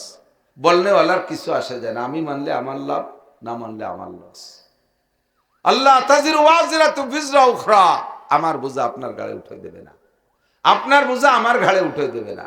হ্যাঁ, একটা বোঝা এড়াতেও পারবেন না, সেই বোঝাটা নিয়ে আসছি। একটা বোঝা সকলের গায়ে উঠবে। আল্লাহ পাক বলেন, এই মোবাইল, এই যে তোমাকে মোবাইল বন্ধ করো। কোরআন শরীফের একটা সংবিধান বলবো, সময় কম, শুধুমাত্র শিরোনাম বলে দেব। এটাকে সামনে রেখে আপনি গড়বেন সামনের দিকে। রাজি আছেন তো ইনশাআল্লাহ? বুড়োরা ফেল করছে, বুড়োরা অনেকে ফেল করছে, যুবকরা আসেন, যুবকরা রেডি হও। শোনা, তুমি রেডি হও। যে নিজে চোর, সেও চায় না তার ছেলেটা চোর হোক। আমার বিশ্বাস, যদি মানুষ হয়ে থাকে, নিজে লেখাপড়া জানে না, সেও চায় না যে আমার ছেলেটা মূর্খ হোক। কতক্ষণ? নিজে আবাদাবা খায়, সেও চায় না যে আমার ছেলে গাঁজা বা ফেন্সিলিল হিরোইন খোর হোক। বাপ সিগারেট খায়, সে চায় না যে নিজের ছেলেগুলো সিগারেট খোর হোক। এটা কি চায়? ছেলেগুলো ভালো হোক, মেয়েগুলো ভালো হোক, ঠিক না? পরামর্শ দিচ্ছেন আল্লাহ পাক রব্বুল আলামিন, ইন্নামা আমওয়ালুকুম ওয়া আওলাদুকুম ফিতনাহ। ক্লাসের মতো বুঝতে হবে, একেবারে ক্লাস। সুর তাল দিতে গেলি, ভঙ্গি দিতে গেলি, পরে কথা বুঝানো যায় না। আর ওয়াজ যদি বুঝানোর নিয়তে কেউ করে, আমি কসম দিয়ে বলতে পারি সে সুর দিতে পারবে না। ক্লাসে যদি কোনো উস্তাদ ছাত্রদেরকে বুঝানোর নিয়তে বসে, তাহলে সুর দেবে কোন সময়? বুঝতে গেলে সুরের কথা মনে চায় না। কতক্ষণ? যেই উস্তাদ কি তা ক্লাসে সুর দিয়ে পড়ায়, বোঝা যাবে যে উনি আইছে ভাইরাল হওয়ার জন্য, গ্রহণযোগ্যতা নেওয়ার জন্য আসছে। ক্লাসের মতো বোঝেন। আল্লাহ পাক কি বললেন? তোমাদের জন্য আমি 2টা জিনিস দিছি ফিতনা। একটা হলো আমওয়াল, মালের বহু বচন আমওয়াল, আর একটা ওয়ালাদ মানে সন্তান, তার বহু বচন হলো আওলাদ। ইন্নামা আমওয়ালুকুম ওয়া আওলাদুকুম ফিতনা, তোমাদেরকে আমি সম্পদ আর সন্তান দিয়েছি ফিতনা। কি বলছেন? ফিতনা। একটুক্ষণ কি বলছেন? তাহলে ফিতনা কি একটু বুঝি। ফিতনা তো বুঝি না। অন্য আয়াতের মধ্যে আল্লাহ পাক বলেন, আল ফিতনাতু আশাদ্দু মিনাল কতল। ফিতনা হলো কি? ফিতনা হলো মানুষ হত্যার চাইতে জঘন্য অপরাধ। মানুষ হত্যা করা কি? সিবাবুল মুসলিমে ফুসুক ওয়া কিতালুহু কুফর। নবী পাক বলেন, মানুষকে মানুষে, মুসলমান মুসলমানকে গালি দেওয়া কবিরা গুনাহ। এই কবিরা গুনাহ যে রেগুলার করে, ওকে বলা হয় ফাসিক। কবিরা গুনাহ করা হলো ফুসুক, আর এই ফুসুক যে করে তারে কয় ফাসিক। আর ফাসিকের নতিজা হলো, ফাসিকের ফয়সালা হলো, যদি কোনো ব্যক্তি ফাসিক বলে আমরা চিনতে পারি, ফাসিককে সালাম দেওয়া জায়েজ নাই। ফাসিককে সালাম দেওয়া জায়েজ নাই, অথচ সালাম দেওয়া ছিল ওয়াজিব। ফাসিককে সালাম দেওয়া জায়েজ নাই। কথা কি বোঝা যাচ্ছে? যে লোকটা রেগুলার কবিরা গুনাহ করে, ওই লোকটা ফাসিক। ফাসিককে সালাম দেওয়া জায়েজ নাই। এবার ফাসিক যদি আপনারে সালাম দেয়, সালামের উত্তর দেওয়া তো ছিল ওয়াজিব, সালাম দেওয়া ছিল সুন্নাত, উত্তর দেওয়া ছিল ওয়াজিব। ফাসিককে সালাম দেওয়া জায়েজ নাই, এই জায়গা সুন্নাত রহিত হয়ে গেল। এবার ফাসিক যদি আপনারে সালাম দেয়, তার উত্তর না দিলে আপনার গুনাহ হবে না, ওয়াজিব হবে। ওয়াজিব ছিল উত্তর দেওয়া, কিন্তু ফাসিকের সালামের উত্তর না দিলে গুনাহ হবে না। ফাসিক কাকে বলে? যে লোকটা বুঝে বুঝে কবিরা গুনাহ করে। 1 নম্বরে আল্লাহর সাথে শিরিক করা কবিরা গুনাহ, 2 নম্বরে আল্লাহর নিয়ামতের কুফরি করা কবিরা গুনাহ, 3 নম্বরে বেদাত করা কবিরা গুনাহ, 4 নম্বরে নামাজ না পড়া কবিরা গুনাহ। যে নামাজ না পড়ে সে ফাসিক, যে রোজা না রাখে সে ফাসিক, যে সুদ খায় সে ফাসিক, যে ঘুষ খায় সে ফাসিক, যে মাল হওয়ার পরে যাকাত দেয় না ওই লোকটা ফাসিক, তৌফিক হওয়ার পরে হজ করে না ওই লোকটা ফাসিক, দাড়ি কাটে ওই লোকটা ফাসিক, কাফেরদের মতো চুল কাটে ওই লোকটা ফাসিক। আল্লাহু আকবার। টাকনুসে প্যান্ট পরে ওই লোকটা ফাসেক, বিড়ি সিগারেট হুক্কা খায় ওই লোকটা ফাসেক, মদ গাছে এবা ফেন্সিডিল খায় ওই লোকটা ফাসেক, নিজে বেপর্দা করে ওই লোকটা ফাসেক, বউ বাচ্চা মেয়েদেরকে বেপর্দায় চালায় ওই লোকটা ফাসেক, সন্তানদেরকে দিন শিখায় না ওই লোকটা ফাসেক, অকথ্য ভাষায় গালাগালি করে কবিরা গুনাহ ওই লোকটা ফাসেক, গান বাজনা গায়ও শোনে ওই লোকটা ফাসেক, হিন্দুদের পূজা মণ্ডপে যায়, দুর্গা পূজা, কালী পূজা, সরস্বতী পূজা, লক্ষ্মী পূজায় যায় ওই লোকটা ফাসেক। এই ফাসেক যারা সুদ খায়, ঘুষ খায়, যারা ফাসেক, মানুষের হক নষ্ট করে, যেই মেম্বার টোন মারে, মন মারে, রাস্তা মারে, খাল মারে, বিজিএফ কার্ড বিছে খায়, পঙ্গু ভাতা বিছে খায়, বয়স্ক ভাতা করতে যে ঘুষ খায়, আল্লাহু আকবার, কোর্ট কাছারিতে মিথ্যে সাক্ষী দেয়, এইগুলো মিথ্যে মামলা করে, এরা সবই কবিরা গুনাহ করতেছে, এগুলো সব ফাসেক। আর এই ফাসেকরে সালাম দেওয়া জায়েজ নাই। তাহলে এবার বলেন এই সমাজে সালাম পায় কয়জনে?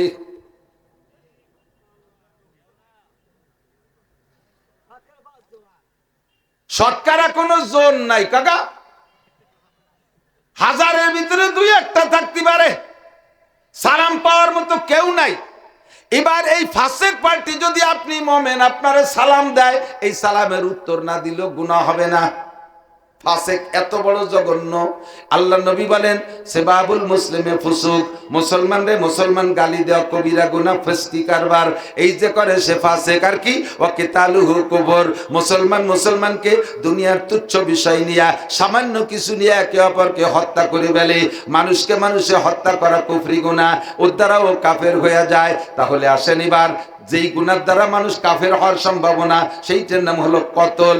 আর নবী বলেন আল ফিতনা তো আসাদ্দু মিনাল কতল, ফিতনা হলো কতলের চাইতে জঘন্য, ফিতনা হলো কতলের চাইতে জঘন্য। এর আগে কি বলে রাখছে? ইন্নামা আমওয়ালুকুম ওয়া আওলাদুকুম ফিতনা, তোমাদের মাল এবং সন্তান এই দুটো ফিতনা। তাহলে এবার নিয়ে যায় ওই জায়গা, মাল এবং সন্তান এগুলো ইনকাম করা, মাল কামাই করা এবং সন্তান জন্ম দেওয়া, এগুলো ফিতনা। ফিতনা হলো কতলের চাইতে জঘন্য, আর কতল হলো কুফরি গুনাহ, মানুষকে কতল করা কুফরি গুনাহ। কাজেই এবার রেজাল্ট বের হলো কি? মাল কামাই করা আর সন্তান জন্ম দেওয়া কুফরি গুনাহ।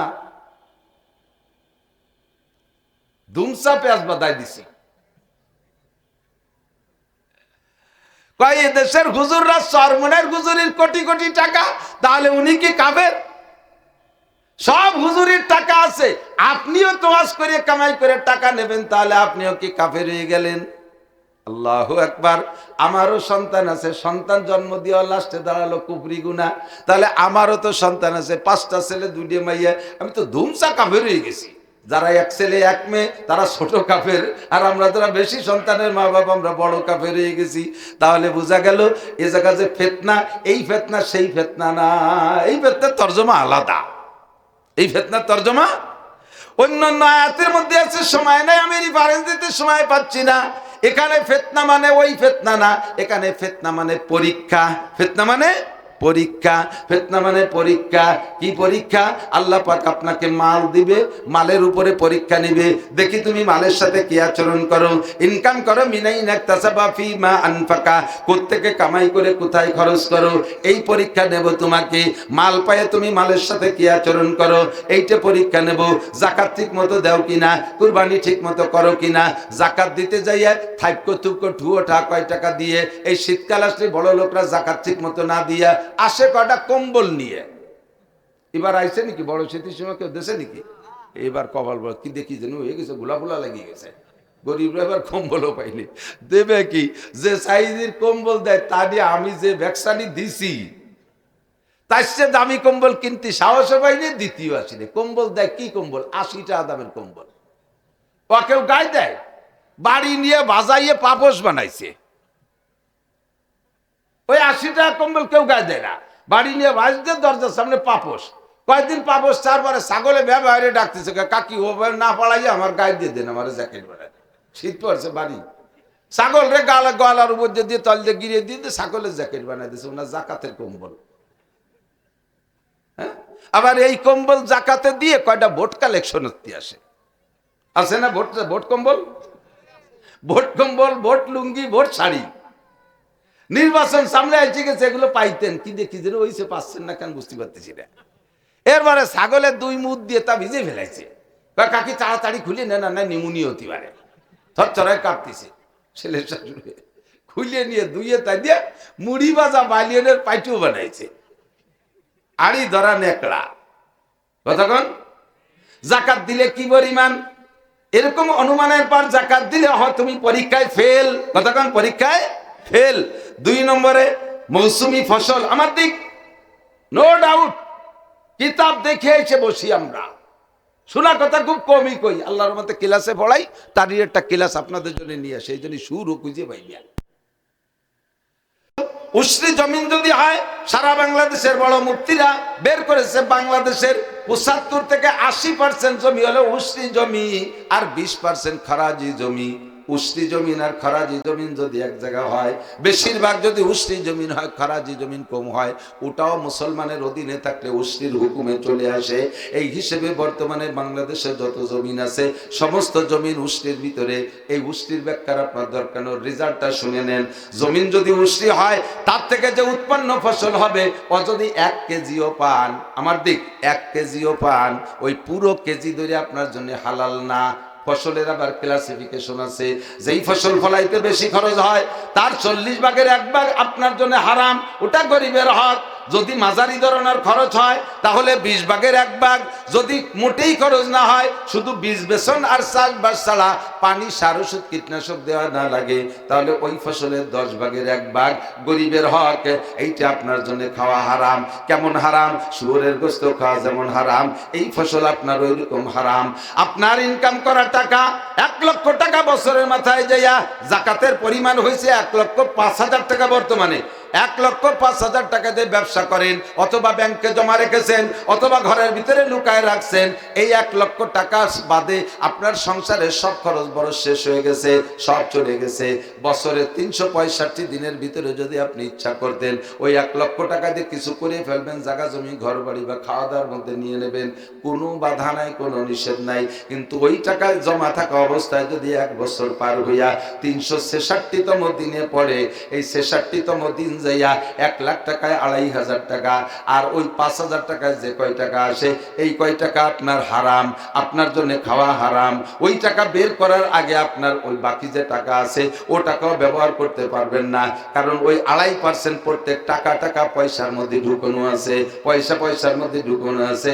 একটা টাকা থেকে 2.5 পয়সা আপনার ব্যবহার করা হারাম, ওই টাকাটা গরিবের হক।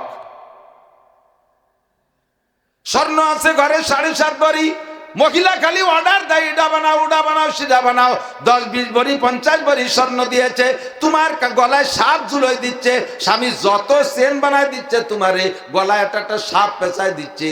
ইয়াউমা ইউহমা আলাইহা ফি নারি জাহান্নামা ফাতুকুয়া বিহা জিবাহুহুম ওয়া জুনুবুহুম ওয়া যুহুরুহুম হাযা মা কানাসতুম লিআনফুসিকুম মিন খাইরিন হাযা মা কানাসতুম লিআনফুসিকুম ফাযুকু মা কুনতুম তাকনিজুন।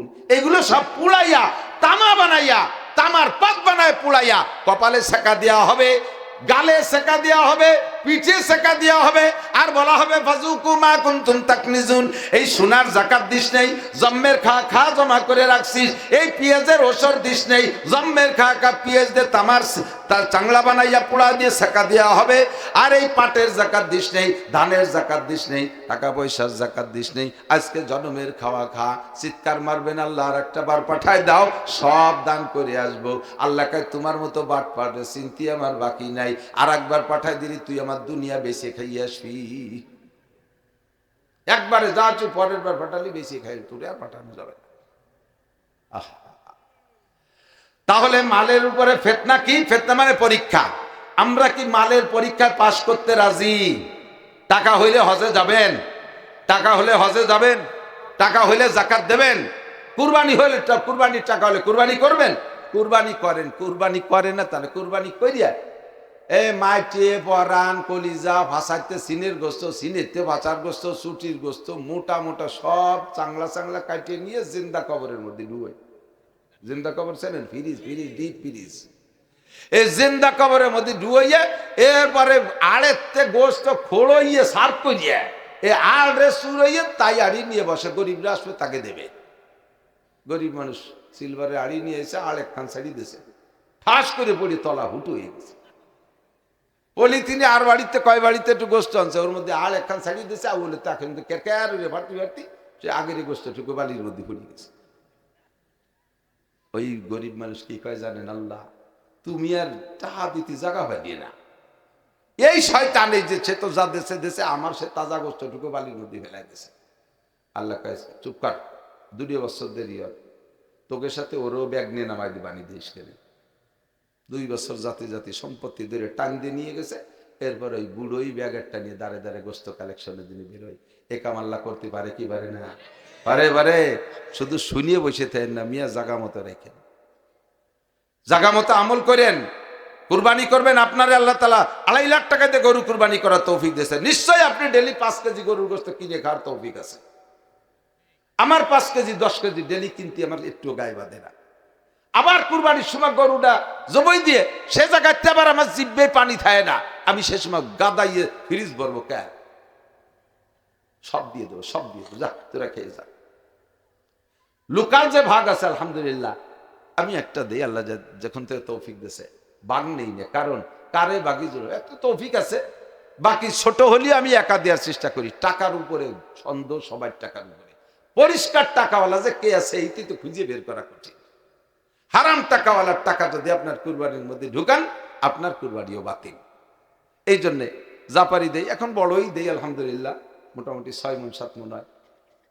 এই 2-4 রক্তের তা রাখে নিজ হাতে গরিব পাইকারি দরে যারা আছে কেজি সাইজের পলিথিন করে কেজি কেজি দিয়ে দিই। তাড়াতাড়ি আমি বসে থাকি যে আসে না কে দিয়ে আমি সাবতি বলি করে ঝামেলা যায়।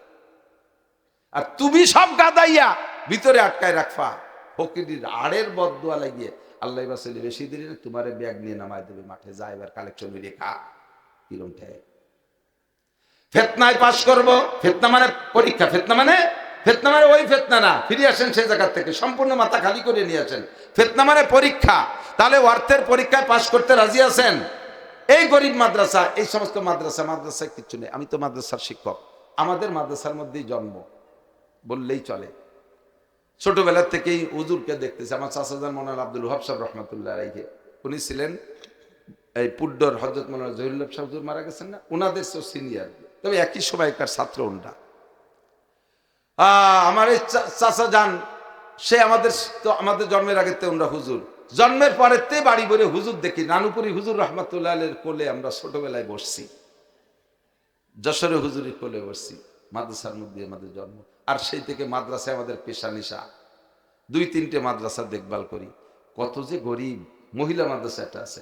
একদিন এক মহিলা একটা বাচ্চা নিয়ে আসছে 6-7 বছর বয়সী, আইন নিয়ে তার পোশাকের দিকটা প্যান্ট, একটা হাফ প্যান্ট পরা, পিছন দিয়ে ছিঁড়া, লজ্জায় তাকানো যাচ্ছে না, গায়ে কাপড়ই নাই। এই কাঁপতে কাঁপতে আইসিয়া কয় হুজুর এটি থাকলো আপনার মহিলা মাদ্রাসা রাইকে পড়ায় টড়ায় বড় করেন। আমি বললাম যে এ জায়গা তো না নিয়ম, অফিসে নিয়ে যান, ভর্তি করেন ওই জায়গা। কয় যে ভর্তি টর্তি যা করার আপনি করেন, আমি ধুয়ে চলে গেলাম, আমার থাকতে পারতেছি না। আমি কই যে কোন পাগলের বেলায় বলে, তোর গার্জিয়ান তোর কোনো গার্জিয়ান নাই, তা পালি কোন জায়গাতে? কয় শোনেন এবার 2 মিনিটই কয়ে চলে যাই। ওর কপাল আল্লাহ এমন ভালো করছে, জন্মের সময় ওর মা মারা গেছে, অল্প কিছুদিন পর ওর বাপ অ্যাক্সিডেন্ট করে মারা গেছে। দাদা দাদি নানা নানি 4 জনের কেউ নেই, একটা ফুফু খালা নাই। এই বাচ্চাটারে পালার জন্য এই কয়জনই না গার্জিয়ান। আমি ছিলাম ওর চাচি, আমার স্বামীও মারা গেছে, আমার 2 বিয়ে। এই নিয়ে আমি আর এক জায়গায় বিয়ে বইছি, আমার 2 বিয়ে তাই খাতি দেয় না। আমি এই পরেরটা কিভাবে কি বলেন তো? যত বড় অভাবী মানুষ হন না কেন, এমন একটা বাচ্চা নিয়ে যদি এইভাবে এসে বিবরণ দেয়, আপনি কি তারা বিদায় দিতে পারবেন? কোনো আব্বা আছেন? কোনো পুরুষ আছেন? হিট লাগছে, আমি দেখলাম আমারও ছোট একটা মেয়ে আছে, আমি তার দিক তাকাই আর ওর দিক তাকাই, আমি কান্দিয়ে দিছি। আমি বলাই কি করো, থাক তুমি রেখে যাও, আল্লাহ ব্যবস্থা করবে। আমার ওয়াইফ তারে কাপড় চোপড় সুন্দর করে বানায় দিয়েছে 2-3 দিনের ভিতরে। আর নিজেদের মেয়েদের যে কাপড় দেয় সেই কাপড় দিয়ে, ভালো ভালো কাপড় দিয়ে যখন মাদ্রাসায় ভর্তি করে দিয়েছে। ছুটি হইলে, ঈদের ছুটি বাড়ি যায় না, নাই তো ঘুরে ফিরে আসে, কয় কাকি আমাকে ছুটি হয়েছে, আমি কোন জায়গা যাবো? তখন তো কিরম লাগে, যে সহ্য করা যায় নাকি। তালবে আলিম, পুরুষ তালবে আলিম এরকম কতগুলো আছে, ছুটি হইলে ওই টিরাংটা পাইতে হাঁটুর মধ্যে মাথা দিয়ে চোখের পানি ফেলে কাঁদে, বাবু বাড়ি যাবো না, কোথায় যাবো, জায়গা নেই, থাক মাদ্রাসায়। গোস্ত খাবি, বাড়ি যা খাইতে তার চেয়ে বেশি খাবি, সিময় হাড়ি ভরে পাকায় রেখে দিচ্ছি, খা, কোরআন ভরে খা। এই গরিব গুলো, এই অসহায় গুলো, এই এতিমগুলোকে পালার জন্য কেউ নাই। এক শ্রেণীর কুলাঙ্গার কওমি মাদ্রাসার উপরে হিংসা করে আর সমালোচনা করে। আরে কওমি মাদ্রাসায় আবাসিক এই সমস্ত এতিমদেরকে জায়গা দেওয়া হয়, তোর আর কোন জায়গা দেয় এরকম এতিমদেরকে জায়গা? এদেরকে এখানে রেখে লাইলে পাইলে বড় করে কত মেয়ে যে আমরা বিবাহ শাদী করে দিচ্ছি, আমরাই তাদের অভিভাবক, তাদের মা বাবা হয়ে আছি। এই ব্যবস্থাটা এখানে আছে। আমরা হুজুরকে কি আছে কন? আমি ওয়াজ করে দুটো পয়সা পাই, কয় হুজুর এরকম আছে? অধিকাংশ গরিব পালবে তো আপনাদের টাকা দিয়ে। আল্লাহ পাক আমাকে মাল দেছে, এই মালের উপরে আমি পরীক্ষা নিচ্ছে, পরীক্ষায় যেন ফেল না করি। কথা অনেক বলা দরকার ছিল। যদি চাওয়া হয় কখনো আল্লাহ কয় ওয়া আম্মা সাইলা ফালা তানহার, কেউ যদি কখনো তোমার কাছে কিছু চায়, ধমক দিয়ে তাড়াই দিও না, তাড়াই দিও না।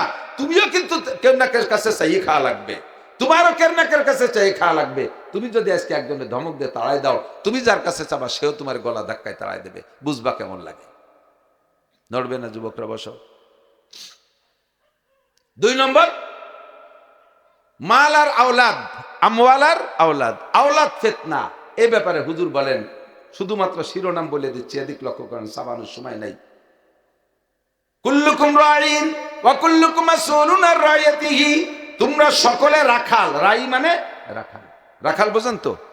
গরু চড়ায়, গরু রাখতো আগের বাড়ি বাড়ি বাৎসরিক করে রাখাল রাখতো না মুরব্বীরা? এখন তো নাই, গরুই নাই, তার রাখাল দেখিয়ে যার যার বাড়ি একটা টাইরি ফেলে, কুরবানির সময় বেচা হয়ে গেলি গেল চলি গদে।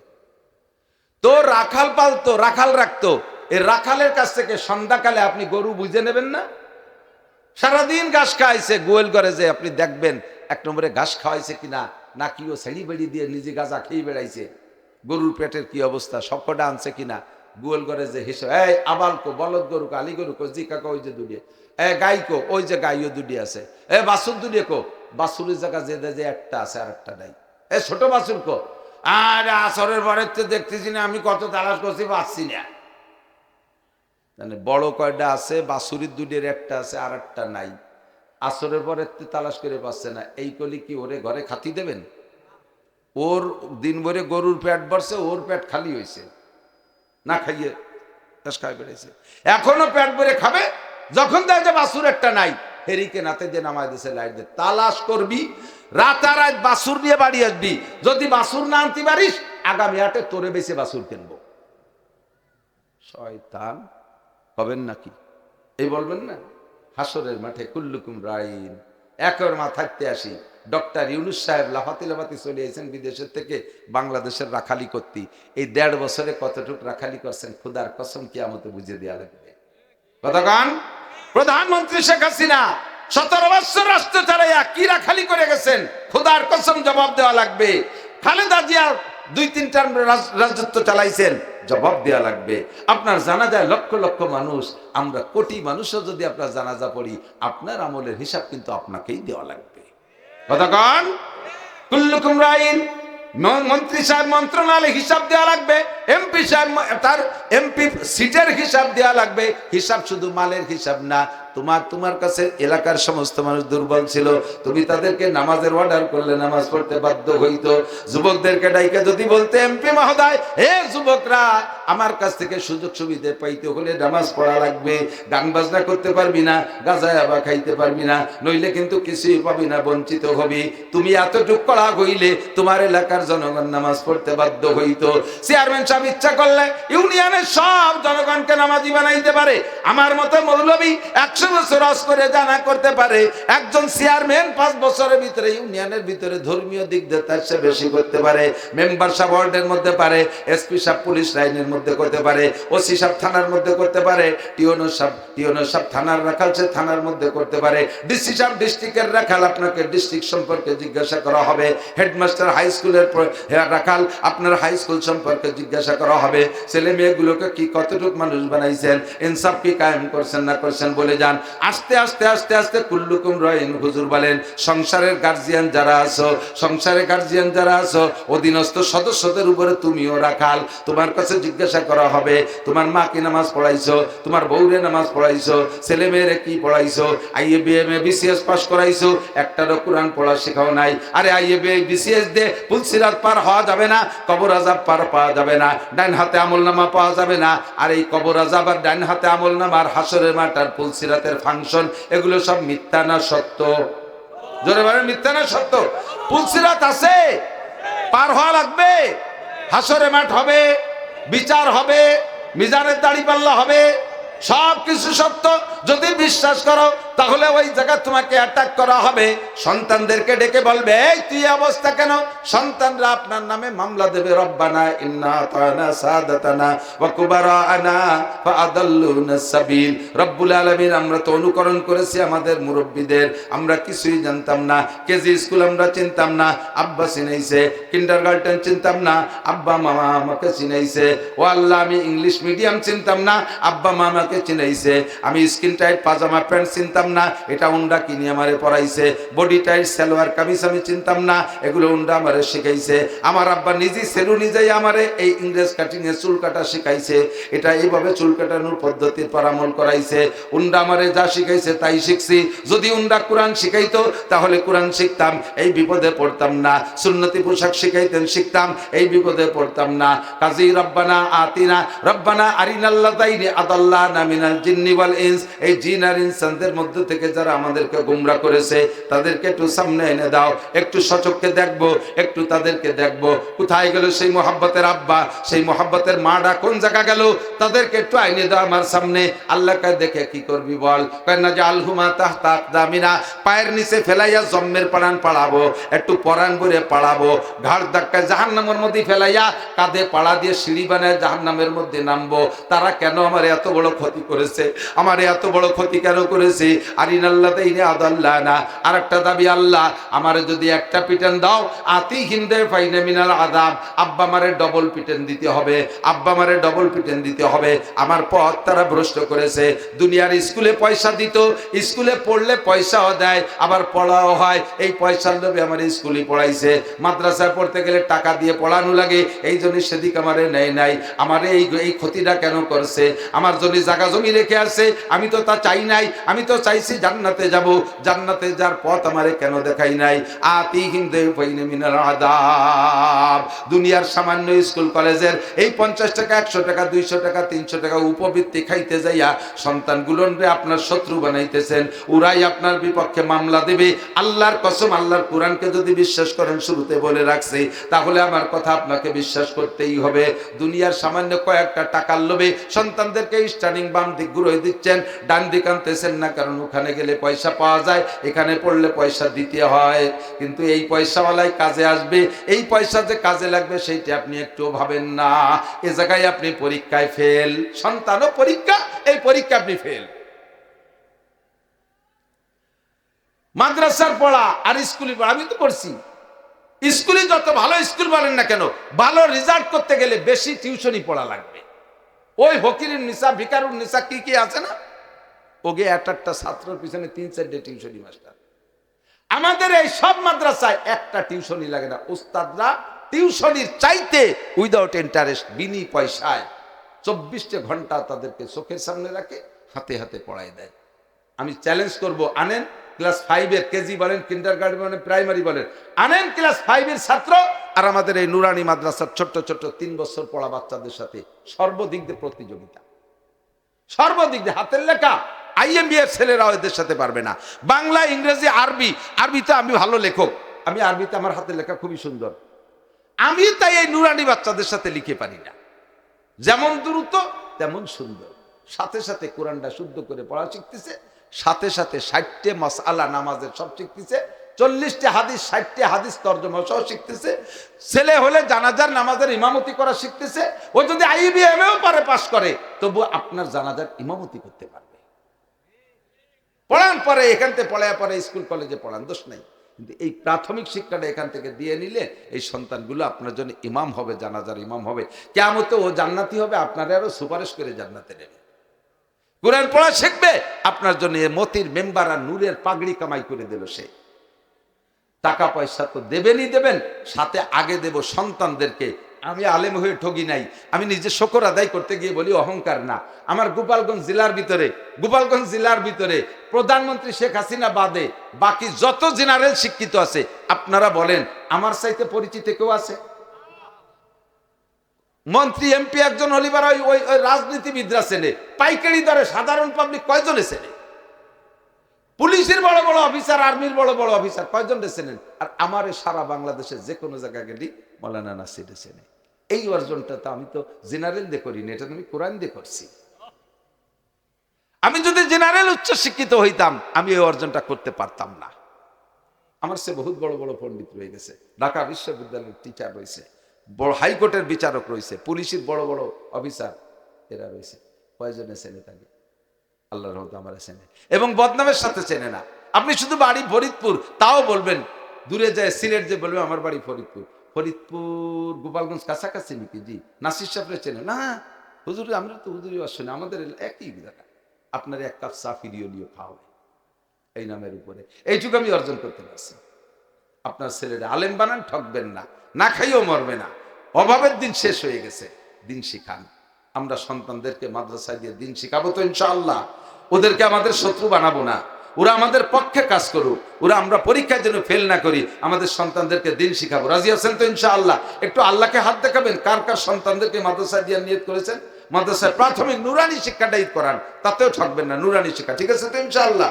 আল্লাহ করুন। বুড়োরা যাদের ছেলে মেয়ে বেরেক হয়ে গেছে, আপনাকে দেওয়ার মতো তা নাই, নাতি ফুতি তো আছে, ওরই একটা ফুলাইয়া পাম্পট্টি দিয়ে দেবেন, সে আপনার জানাজার ইমামতি করবে। আপনার জানাজার ইমামতি কাবার ইমাম সাহেব করলে যে দাম, আপনার সন্তান বা আপনার নাতি নাতনিতে করলে তার চাইতে বেশি দাম আল্লাহর কাছে। একটা জানাজার ইমাম বানায় যান। রাজি আছেন তো? আর সময় দিতে পারতেছি না, অল্পক্ষণের ভিতরে আমি এই কথাটা শেষ করার আগে মৌলানা ইমরান সাহেব নিয়ে আসেন। আমি শেষ করার আগে যদি কেউ উঠে যায়, তাহলে বুঝবো যে ওই লোকটা এই মাদ্রাসার বিপক্ষের লোক। এই কোনো মতে আমার ওয়াজ শুনতে ভালো লাগে বলে দায়িত্বে বসেছিল, এখন এই যে সময় মতো চলে যাচ্ছে, মাদ্রাসার পরম শত্রু আমি ডাইয়ে দেওয়া যে এই দুটি যায়। আশা করি কেউ যাবেন না। অল্পক্ষণের ভিতরে মাদ্রাসায় বেশি টাকা লাগবে না। আপনি এখন থেকে নিয়ে রমজানের আগ পর্যন্ত 1 মাসের ভিতরে 1000 টাকা আল্লাহর হস্তে ওই সেই এতিম বাচ্চাদের দিকে লক্ষ্য করে, গরিবদের দিকে লক্ষ্য করে আপনি 1000 টাকা দেবেন রমজান পর্যন্ত ভিতরে। 1 মাসের ভিতরে 1000 টাকা দেবেন মাদ্রাসায়। আসেন কোন আল্লাহর বান্দা? সর্বপ্রথম 20 জন মানুষ যাবো, বেশি যাবো না, কারণ ইয়াকুম মিনকুম ইসরুনা সাবিরুন ইয়াগলিবু মিয়াতাইন। আল্লাহ কয় 20 জন যদি ইমানি বলে বলিয়ান হয়ে দাঁড়িয়ে থাকতে পারে, তারা 1200 মানুষের উপরে তারা বিজয় লাভ করবে ইনশাআল্লাহ। 20 জন মানুষ 1000 করে টাকা মাত্র 2-3 মিনিটের ভিতরে। এই যে এখনই দিলে তো শুকরিয়া, মাশাআল্লাহ। এই যে এক যুবক এখনই দিয়ে দিচ্ছে, ধন্যবাদ, জাযাকুমুল্লাহ। কি নাম ভাই? এই যে ভাই 1000 টাকা। কি নাম হুজুর? মঞ্জুর আলম কুন্দার দিয়া। ওই হুজুরের নাম রফিক মুন্সি 1000। আলহামদুলিল্লাহ, জাযাকুমুল্লাহ। আল্লাহ মঞ্জুর আলম ভাই 1000, রফিক মুন্সি 1000। বলেন 5 মিনিটের ভিতরে আমার একটু সহযোগিতা করেন, আমার অনেক ব্যস্ততা রয়ে গেছে। একটু বলেন 1000 টাকা, মরবেন না। যদি আপনার বছরের শেষে যে 1000 টাকা কম পড়ে যায় সংসার চালাতে, হুজুরে ফোন দিয়ে আমি হুজুরে কয়ে দেবো, ফেরত দিয়ে দেবে। আমি চ্যালেঞ্জ করলাম, কেন? আল্লাহর ওয়াদা 10 গুণ দেবে, তো কম তো পড়বেই না। আর মিথ্যে কথা কয়ে যদি নিয়ে যাইয়েন, কিন্তু আপনার ওর সাথে চলে যাবে লাখ টাকা। একটু বলেন মোহাব্বতের সাথে, আল্লাহ তাআলা 10 গুণ দেবে। এই যে যুবক নগদ নিয়েছে, কি নাম? সাংবাদিক সাইফুল ইসলাম। আল্লাহ সাংবাদিক ভাইকে আল্লাহ সত্য সংবাদ প্রচার করার তৌফিক দান করো, তার চ্যানেলটাকে প্রসিদ্ধ করে দাও, সেখান থেকে হালাল ভাবে লাখ লাখ কোটি কোটি টাকার মালিক বানায় দাও। কি নাম? হাফেজ আকরাম আলী 1000 টাকা।